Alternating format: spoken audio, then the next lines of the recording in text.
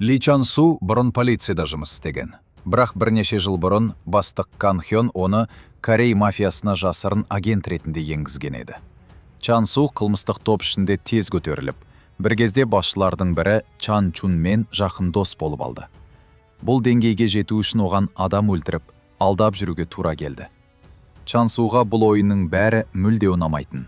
Чун Қытайда жүрген кезде Чан Су оларды сатты деп күдіктелген адамды жазалады. Ер адамды ұзақ азаптап, кейін бетонға қиып, бөшкеге салып теңізге тастаған. Аз адамдар ғана Ли Чжасунның полиция қызметкері екенін білетін. Оның ішінде Кан Хён де бар.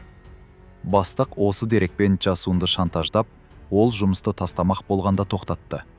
Сонымен қатар ол Чан Суға тапсырманы орындаған соң шетелге жіберілетінін уәде еткен. Сол себепті ғана Ли жұмысын жалғастырып жүрді. Осы уақытта олардың қылмыстық ұйымының басшысы, Gold Moon корпорациясының төрағасы көңілдесінен қайтып келе жатқанда жүк көлігі қағып кетеді. Бұл жай ғана жол апаты емес еді, бірақ ешкім оқиғаны тергеуге кіріспеді. Оны ауруханаға жеткізгенмен, барлық қылмыстық топ жиналғанымен төрағаны құтқара алмады. Осы жағдайға байланысты Чан Чун Кореяға оралды. Ол Чан Суға әлі де жақын дос болатын. Төраға орнын енді біреу иеленуі керек еді.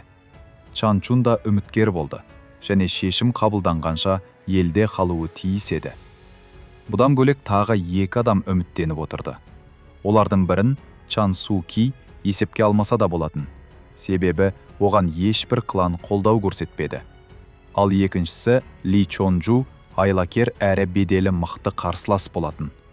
Ол мен Чан Чун бірін-бірі ұнатпайтын, ал төрағаның өлімі олардың ара қатынасын одан сайын ушықтырды. Полиция қызметкерлері үлкен бастықтың жерлеуіне түсірілім жасауға келді. Чан Чунға бұл ұнамай, олармен ұрыспақ болды. Кан Хён болса өз адамдарын қорғады. Ол ешкімнен қорықпайтын. Кез келген мафия басшысымен тайсалмай сөйлесе алатын.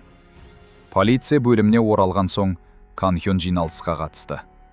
Билікке Gold Moon корпорациясына ыңғайлы адамды әкелу керек деген шешім қабылданды. Олар қауіпсіз көрінетін, ешкім қатер санамайтын Чан Су Киді таңдады. Бірақ оны жоғарғы орынға шығару үшін негізгі 2 қарсылас, Чон Джу мен Чан Чунды бір-біріне айдап салып, екеуін де жоюға жетеді. Бұл тапсырманы орындау Кан Хёнға жүктелді. Ол мафияға енгізілген барлық байланыстарын пайдалануы керек болды. Чан Су сияқты ұйым ішінде жұмыс істейтін агенттер бірнешеу еді. Солардың бірі Сунның шахмат мұғалімі. Олар бір-бірінің кім екенін жақсы білетін. Сун полицияға ақпаратты осы әйел арқылы жеткізетін. Gold Moon төрағасын жерлегеннен кейін, корпорация кеңесі жаңа басшыны таңдау дайындығын бастады. Чон Джу мен Чан Чун арасында жаңа қақтығыстар пайда бола бастады. Бірде Чун адамдарымен көлігінен беттеп келе жатқанда, Чон Джу оны автокөлікпен қағып жібере жаздайды. Сун досын қорғау үшін Чун мен көліктің арасына тұра қалады. Бірақ бұған қажеттілік болмады. Чон Джу тек қалжыңдамақ болған. Ол өзін төраға болады деп сенетін. Сондықтан Чан Чунды қарсылас деп санаған жоқ, тек орнына қою керек деп ойлады. Ал осы уақытта Чан Сун қатты күйзеліс үстінде еді. Корпорация басшылығының ауысуы, кландар арасындағы мүмкін соғыс, Кан Хённың ақылға қонымсыз бұйрықтары, мұның бәрі оның жүйкесін жұқартты. Бұдан бөлек, оның әйелі бала күтіп жүрген. Сондықтан ол мафиялық ұйым ішінде одан әрі қалғысы келмеді. Чан Су мүмкіндігінше тезірек бұл жерден кетіп, шетелге көшуді армандады. Бірақ сонымен бірге, оның көкейінде күдік бар еді. Полиция оны шынымен бағалай ма жоқ па белгісіз. Чжасун полицияның өзі үшін қолайлы сәт туған кезде-ақ оны тастап кететінін түсінді. Осы кезде Чан Чун Қытайға іссапармен ұшып кетпек болған. Бірақ Кан Хённың адамдары оны әуежайда тоқтатты. Кан Чунмен сөйлескісі келді. Және төраға орны үшін бәсекелес туралы қармақ тастауды жоспарлады. Ол Чон Джу туралы айыптайтын ақпаратты көрсетіп, Чон Джу ұсталғанда полицияны қолдауды ұсынды. Чун нақты жауап бермеді. Ол адвокатына Кан Хён жөнінде ақпарат табуды бұйырды. Сондай-ақ ол, үйім ішіндегі барлық полицей информаторлар туралы деректерді де білгісі келді. Чун кетіп қалған соң Кан Хён Чонжуды тұтқындады. Сонымен бірге ол Чонжуға Чанды полицияға Чанчунның өзі сатып жібергенде етіп ишара берді. Бұл уақытта Чанчун Кореяға Янбае қаңғыбастары деп аталатын гангстерлерді әкелуді ұйымдастырып жатқан. Олар лас жұмыс үшін керек болатын. Ал корпорация ішінде үлкен өзгерістер болып жатқанда Сун әйелмен бірге клиникаға барып, болашақ балаларын тексеру үшін. Ол әлі де әйелмен шетелге кетіп, жаңа өмір бастаймыз деп сенетін. Елге оралған Чун ең алдымен Чонжуға барды. Ол полицияда Джу туралы жеткілікті компромат бар екенін айтты. Сондықтан Джу түрмеге қамалды. Алайда Джу мұның бәрін Чунның қастандығы деп ойлады. Чанчун бұл істің мән-жайын тексеруге және полицей информаторларды табуға уәде берді. Ол Кан Хёнмен кездесіп, оған пара ұсынды.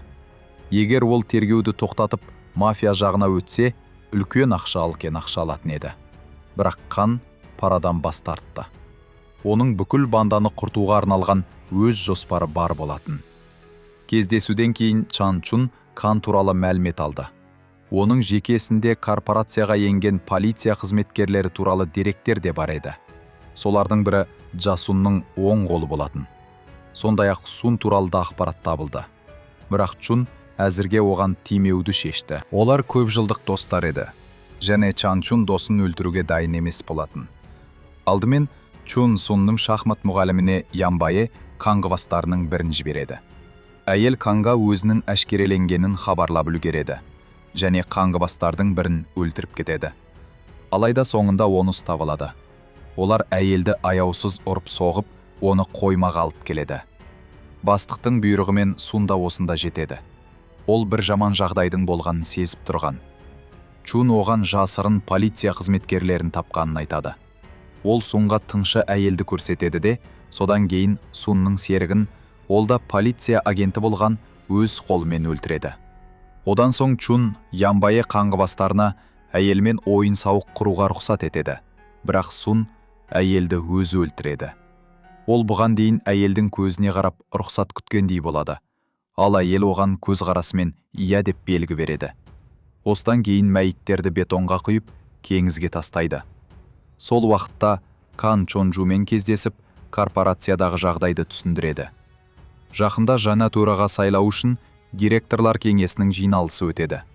Қазір басқа кандидат жоқ болғандықтан төраға болып Чун сайлануы тиіс. Кан оған Чунмен сөйлескен сәттер түсірілген суреттерді көрсетіп, Чун полицияның құпия тыңшысы деп сендіреді. Чонжу бұған сеніп, адамдарына Чунды өлтіруге бұйрық береді. Шындырында Чун оларға ақпаратты жібермеген болатын.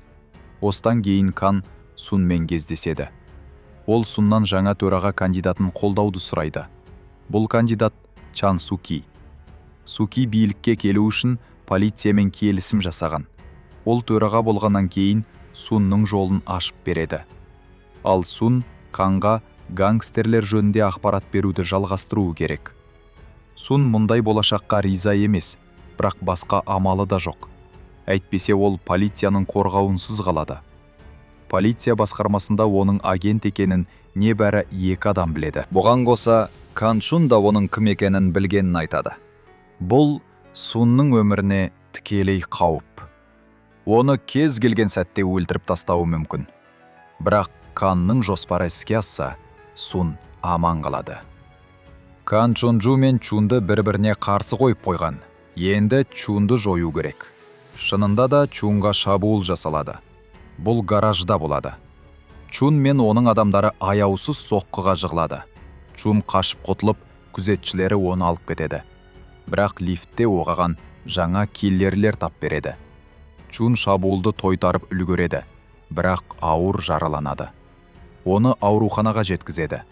Шабуылға дейін Чун Сун туралы файлды өз кеңсесіндегі сейфке жасырып қойған еді. Сунның полиция қызметкері екенін оның адвокатынан басқа ешкім білмейтін. Сун ауруханаға досын көруге келгенде, Чун оған шешім қабылдайтын уақыт келгенін айтады. Сун, не мафия жағына өтуі керек, не полицияға қайта оралуы керек. Сондай-ақ ол өз сейфіне кіріп, онда сақталған Сунның жеке ісін қарап шығуды кеңес етеді. Осы оқиғадан кейін Чун қайтыс болады. Чан Чунға жасалған шабуылмен бір уақытта қылмыскерлер Жа Сунның әйелін де өлтіруге келеді. Бірақ әйелдің пәтерінде оларды полиция тобы күтіп тұрған еді. Соған қарамастан, Сунның әйелі қатты қорқып, салдарынан баласынан айырылады. Басқа кандидат қалмағандықтан, директорлар кеңесі Чан Су Киді корпорацияның жаңа төрағасы етіп тағайындауға шешім қабылдайды. Оны Сун да, оның адамдары да қолдайды. Төраға сайлауына дайындық басталады. Өз жоспарын жүзеге асырғаннан кейін, Кан бастығымен ішімдік ішіп, іс жабылған соң өзін зейнетке жіберуін сұрайды. Ол мафиямен байланысты істерден қатты шаршаған еді. Бірақ бастығы оның өтінішін қабылдамайды. Оның айтуынша, Кан сияқты адал әрі ақылды полиция қызметкерін қайта табу мүмкін емес. Арақтың әсері басылған соң, Кан сонымен кездесіп, Чонжудың жақында босатылатынын хабарлайды. Кергеу оның кінәсін дәлелдейтін жеткілікті айғақ таппаған. Чонжу босатылады. Чонның жерлеуінен кейін Сун досының кеңсесіне барып, өзіне қатысты жеке істі жояды. Сол сейфтің ішінде Чуннан қалған сыйлық.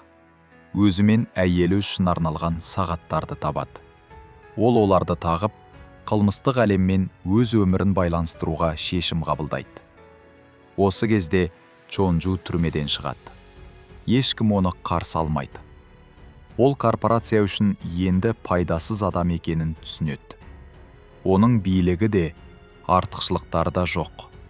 Бұл дегеніміз, жақында киллерлер оны да іздеп келеді.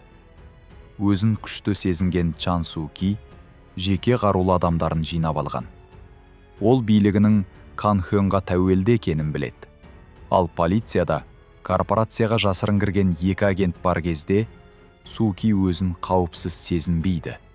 Сондықтан ол Сунды жоюға шешім қабылдайды. Сонда Кан тек Су Киге ғана сүйене алады. Ал бұл Су Кидің қылмыстық ұйымдағы орнын нығайтады. Сун көлігіне отырған сәтте жүргізуші күзетшілерден алыстап, қаланың ішіне кіріп кетеді. Ол жерде Сунды қажырулы адамдар күтіп тұр. Су Ки Сунды не үшін өлтірмек болғанын айтып түсіндіреді де, адамдарын оған шабуылдауға бұйырады. Бірақ Сун мұндай жағдайға алдын ала дайындалып қойған еді. Оның адамдары келіп Су Киді өлтіреді. Сол сәтте Чонжу да өзінің аяқталмаған ғимаратына келеді. Оны да киллерлер күтіп тұр. Ол соңғы сигаретін тартуға рұқсат сұрайды. Сигаретін аяқтаған соң, оны биіктен төмен тастап жібереді. Киллер Кам Хёнды өлтіруге де келеді. Ол Кан Сунмен кездесуге келуге тиіс болған жерге жетеді. Кан Хён өлтіріледі. Енді киллердің немесе оның артында тұрғандардың әшкерелену қаупі жоқ. Ол корпорацияның жаңа басшысы атанып, өткенді еске алады. Кан Хён оны жасырын жұмысқа жіберген уақытты және 6 жыл бұрын Чун екеуінің бірге қылмыстық жолға қалай түскенін